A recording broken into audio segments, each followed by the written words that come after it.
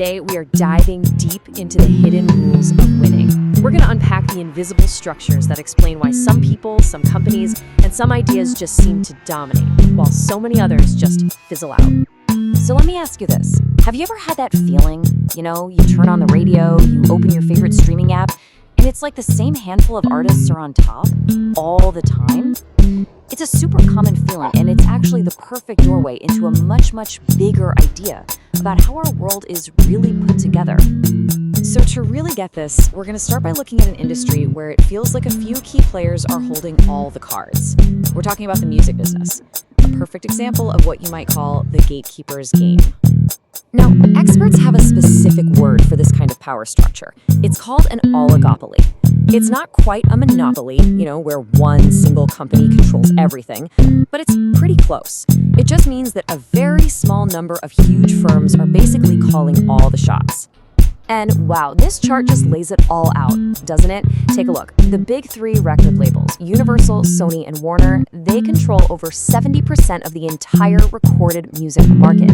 That is a staggering concentration of power, and it is the textbook definition of an oligopoly in the wild.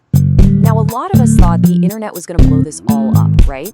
That it would finally democratize everything and let any talented artist become a star. But what experts found is that the power didn't really disappear. It just changed shape. The new gatekeepers are now the giant streaming platforms and, more importantly, the secret algorithms that decide what you and I hear next. So the game changed, but the power structure, pretty much the same. But here's where it gets really interesting. This pattern isn't just about music. What if I told you that this whole winner-take-most thing is actually a fundamental rule of the universe? Seriously, it's not just a business strategy. It's one of nature's unequal rules. So this is what scientists call a power law distribution. And once you see it, you start seeing it everywhere. A tiny number of earthquakes cause most of the destruction. A few big cities have most of the country's population. And yeah, a very small number of people hold most of the world's wealth. It's this natural, powerful pull towards unequal results.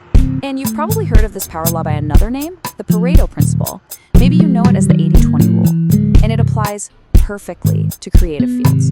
Something like 80% of all the fame, all the revenue in music goes to just 20% of the artists.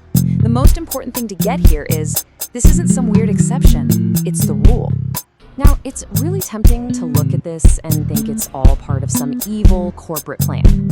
But evolutionary biologists will tell you that dominance hierarchies are actually incredibly common all across the animal kingdom. I mean, from ants all the way to our primate cousins, these structures just seem to pop up naturally as a way to organize social life and, believe it or not, to actually reduce constant fighting. Okay, so if these hierarchies are natural, how do we humans navigate them? Let's kind of zoom back in from these big universal laws to the very specific and very human strategies we use to compete and climb our way to the top. According to researchers, we humans generally take two main paths. First, you've got coercive dominance. That's the classic might makes right approach. You take power through fear, force, and intimidation. But then there's the second path, prestige-based dominance. This is completely different. This is where people give you status because they admire you, they respect your skills, and they believe you're good for the group. So one is seized by force, the other is freely given. One creates fear, the other creates admiration.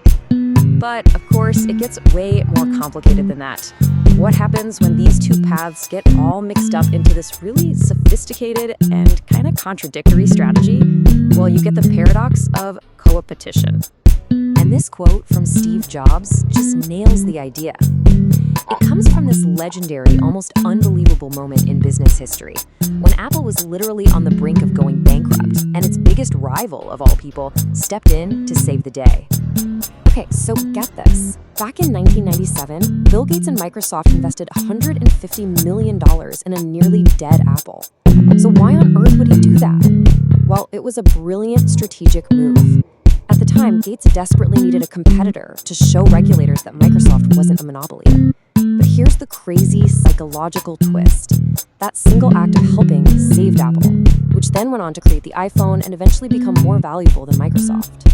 And many sources say that having to accept that help from his rival fueled Steve Jobs' resentment for years. It was help, sure, but it was also a massive power play. And that whole story leads us straight to the dark side of helping. Why is it that this super advanced strategy, this pro-social dominance, can actually create such intense negative feelings in us? No, really, I want you to think about this for a second. Have you ever felt that weird, kind of ugly feeling of resentment towards someone who just gave you exactly what you needed? It's a very real, and let's be honest, a very uncomfortable human emotion. Well, it turns out psychologists have a name for it: do-gooder derogation. It's our weird tendency to criticize or put someone down for being too good or too helpful, because deep down, their perfect, competent actions shine a big, bright spotlight on our own feelings of inadequacy. Their goodness makes us feel judged. A perfect modern example of this plays out in the world of chess. When the former world champion Magnus Carlsen publicly praises his rivals, yeah, some fans see it as great sportsmanship, but others interpret it as a really subtle power move to maintain his prestige, to basically position himself as the wise elder statesman who gets to be the ultimate judge of greatness in chess. It's a clever way to keep winning, even when you lose. But what if there was another way entirely? A third path to the top that kind of just sidesteps all of these complicated social games. And this might be the most surprising strategy of them all. Well, it turns out we often have a ton of respect for what you might call raw winners. You know, the champions who are just brutally, refreshingly honest about the fact that they love to win and they love to crush their competition. And why do we like that? Because their honesty feels real. It feels authentic. There's no hidden agenda, no mind games. It totally avoids that altruism trap, where you're left wondering if their help is genuine or just another move on the chessboard. And experts have even identified a specific profile for this kind of winner. Sometimes they call it the systemizing hero. These are often neurodivergent individuals who are just wired it differently. For them, honesty isn't a strategy, it's their factory setting.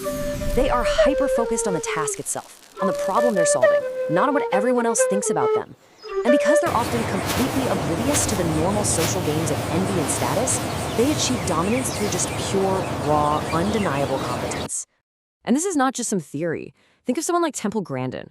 She completely revolutionized the cattle industry, not by playing politics or charming ranchers, but by applying a superior, undeniable logic that no one could argue with. Or the musician Gary Newman, who's openly said that his Asperger's gave him a competitive advantage, allowing him to obsess over sounds that other people just didn't hear. They didn't win the game, they won by inventing a better one. So we've got these completely different ways of getting to number one. And all of this builds to one final huge question. In the end, we've seen two very different kinds of winners. You have those who master the incredibly complex social game, and then you have those who succeed by being almost completely unaware that a game is even being played. So that leaves us with this one last thought to chew on. If some win by playing the game and others win by breaking it, which one do you think truly changes the world?